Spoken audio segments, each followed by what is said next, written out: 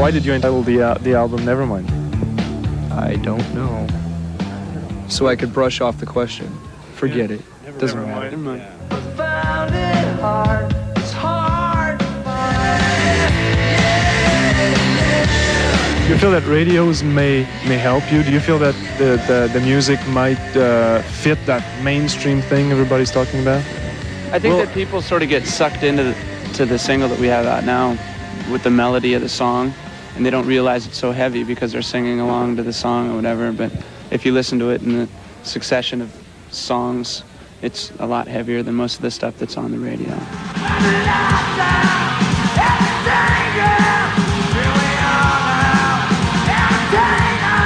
Tell me about that Teen Spirit song, since it's the first video, first single. Did you have anything to do in elaborating it, doing it? Part of the whole idea. It was just our idea was to have a pep assembly scene that's gone bad.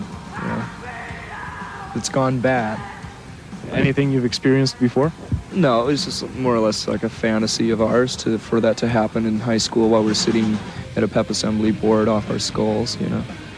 So after a while we resorted to skipping the pep assemblies, not going to them at all. But I don't know, it's just an idea. What about Teen Spirit?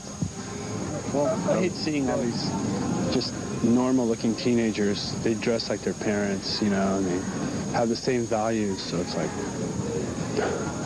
it's kind of a shame. Our parents are in control of the entertainment industry, and there's no generation gap anymore because the kids and the parents like the same music, and it's really frightening to us. So maybe that's what we tried to incorporate into the video.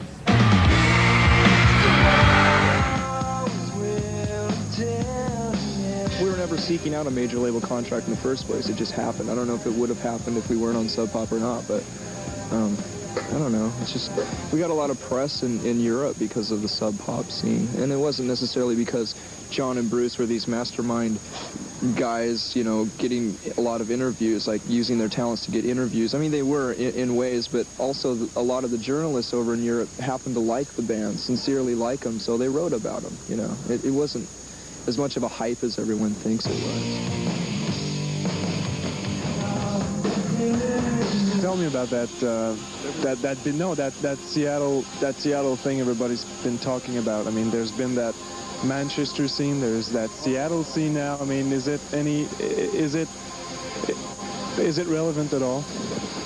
All scenes are relevant, but they all eventually phase into nothing, or, you know, they go away after or they a while, eventually you know? become a parody of themselves.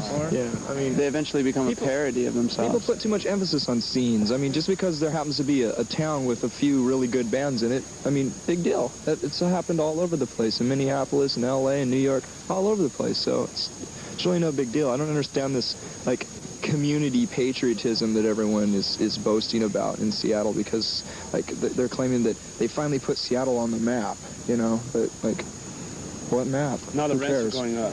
Yeah, everyone's moving to Seattle. I mean, we had Jimi Hendrix. Heck, what more do we want?